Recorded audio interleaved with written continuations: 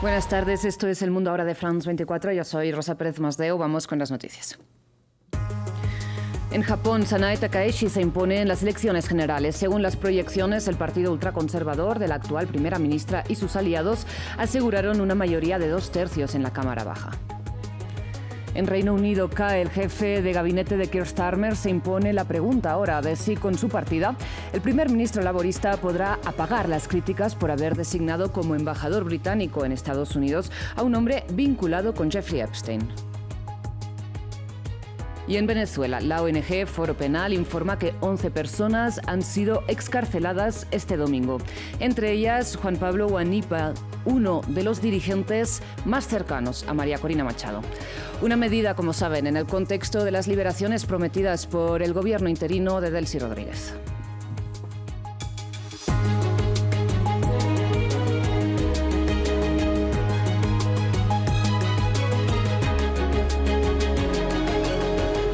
Empezamos con noticias de Japón, donde la actual primera ministra Sanae Takaishi aseguró una amplia mayoría en la Cámara Baja al imponerse en las elecciones generales de este domingo que ella misma convocó de forma anticipada.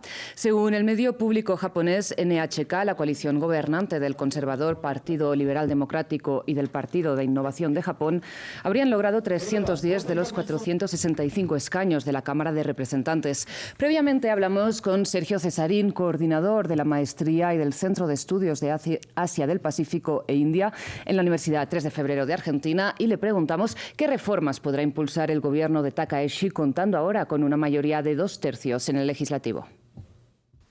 Ese es el tema crítico de agenda, es uno de los puntos críticos de agenda. De hecho, si la postura de la Premier ha sido siempre congruente, coincidente con quienes postulan una revisión prácticamente completa de la Constitución de posguerra, que de alguna manera abra, como ya de facto, de hecho, se produce, de alguna manera abra mucho más, o permita ampliar mucho más el presupuesto de defensa, un presupuesto de defensa que históricamente reconocimos que rondaba el 1% del PBI de Japón, pero se presume que en el 2027 podría alcanzar el 2% del PBI, un mayor armamentismo, una mayor capacidad, como digo, endógena de producción tecnológica y de armamento que posibilite el resguardo de sus intereses marítimos y del área circundante de Japón. Repito, ahí los determinantes de seguridad y defensa en Japón están, que de alguna manera se ha visto cohibido, de alguna manera encorsetado, limitado durante la posguerra,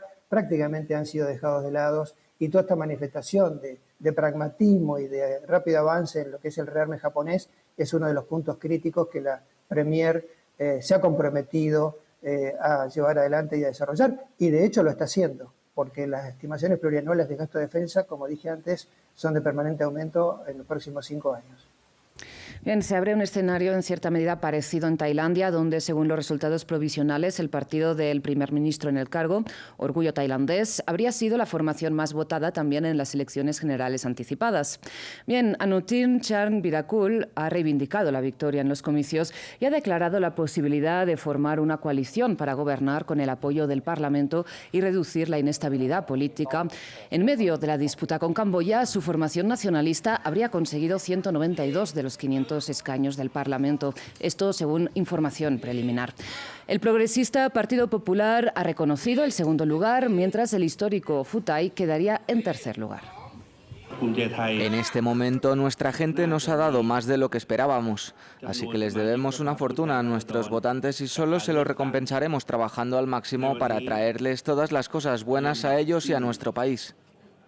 Bien, vamos a otro escenario electoral. En Portugal, según proyecciones, también el socialista António José Seguro ganó la elección presidencial frente al ultraderechista André Ventura. De hecho, el líder del partido Chega en el Parlamento, del candidato ultraderechista, reconoció la derrota ante los socialdemócratas, que se habrían impuesto de forma contundente en estos comicios. Si bien en el sistema político portugués el presidente no ostenta los principales poderes ejecutivos que recaen sobre el primer ministro, la elección sirve de termómetro para medir las distintas fuerzas.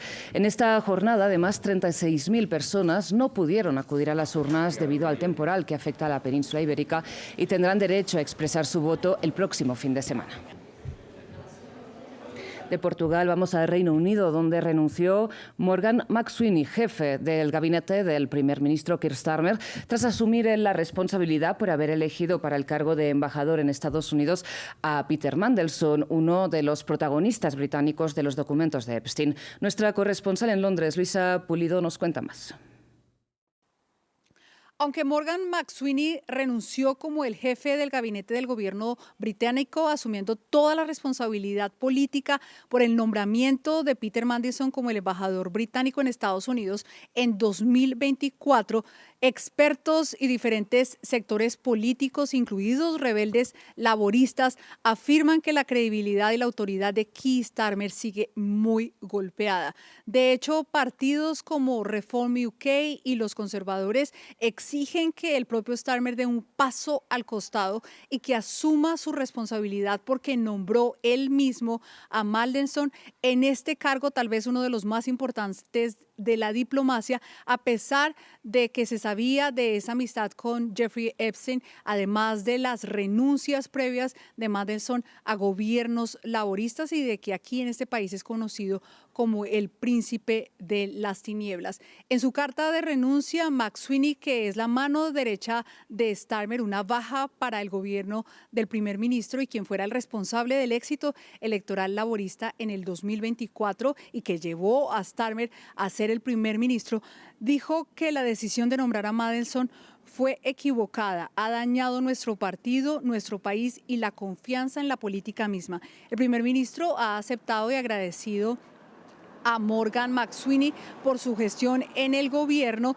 Y también se espera, además, aquí en el Reino Unido, que el gobierno publique pronto, tal y como lo ha prometido el primer ministro, todos los documentos que llevaron al nombramiento de Mandelson como embajador en Estados Unidos, incluso los WhatsApp personales y todas las conversaciones electrónicas. El Times reveló hoy que aunque Mandelson fue despedido, recibió una indemnización de unos $75,000 por ser despedido de su cargo como embajador británico. Y entre tanto, aún aquí en los pasillos del Parlamento se dice y en el país que el primer ministro ha comprado un poco más de tiempo para mantenerse en el cargo y que los rebeldes y los conspiradores esperan un par de meses, tal vez hasta mayo, para que en las elecciones locales, si el resultado es negativo para el laborismo, entonces inicien un proceso que puede remover a Starmer como primer ministro. Vamos hasta Venezuela. La ONG Foro Penal informa que el gobierno excarceló al menos a 11 personas este domingo. Entre ellas estaría el exconcejal de Baruta, Luis Somaza, de Voluntad Popular, o el opositor Juan Pablo Guanipa, uno de los dirigentes más cercanos a María Corina Machado. La noticia se enmarca en el proceso de liberaciones anunciado por el gobierno interino de Delcy Rodríguez tras la captura, recordemos, de Nicolás Maduro a manos de las fuerzas estadounidenses. Aquí estamos saliendo en libertad después de año y medio, 10 meses escondidos, casi 9 meses aquí detenidos. Hoy estamos saliendo en libertad. Mucho que hablar acerca del presente y del futuro de Venezuela, siempre con la verdad por delante. Cambiamos a noticias de Medio Oriente porque la esperanza de los palestinos de salir de Gaza para recibir atención médica se ha transformado en frustración en menos de una semana.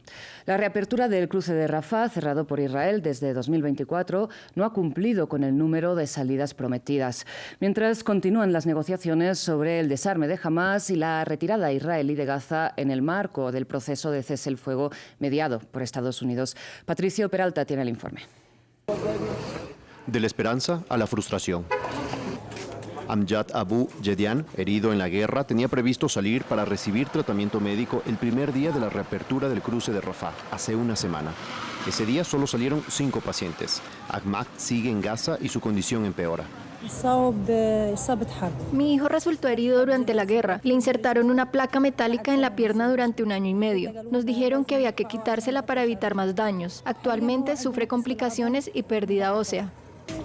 En los primeros 4 días, solo 36 pacientes pudieron salir, cuando se había acordado la salida de 50 pacientes diarios con 2 acompañantes. Para el viernes, el cruce volvió a cerrar hasta este domingo por problemas operativos. Son casi 20.000 personas en Gaza que necesitan recibir atención médica. Los que han podido cruzar denuncian retrasos y malos tratos por parte de las autoridades de Israel, mientras que la ayuda también tiene inconvenientes para entrar. Tengo provisiones de Egipto que hemos intentado entregar a Gaza 7 veces, pero cada vez me devuelven, alegando que la mercancía que llevo es turca.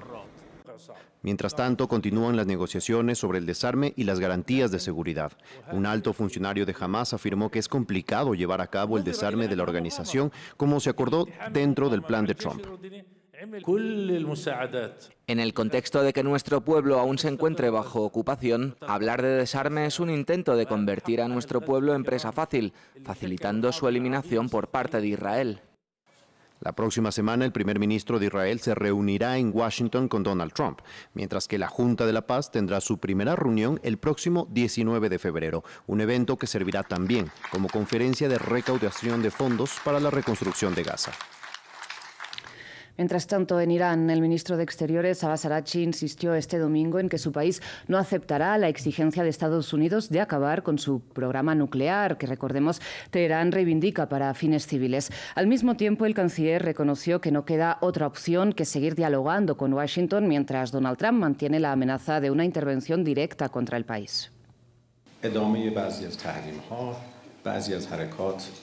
La imposición de nuevas sanciones y acciones militares plantea dudas sobre la seriedad y la disposición de la otra parte para llevar a cabo negociaciones genuinas. Estamos siguiendo de cerca la situación, evaluando todas las señales y decidiremos si continuamos las negociaciones.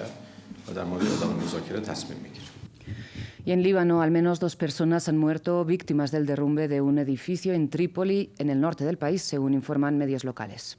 El presidente Joseph Aoun ordenó la movilización de los servicios de emergencia para asistir en las labores de rescate y ofrecer refugio a las personas afectadas.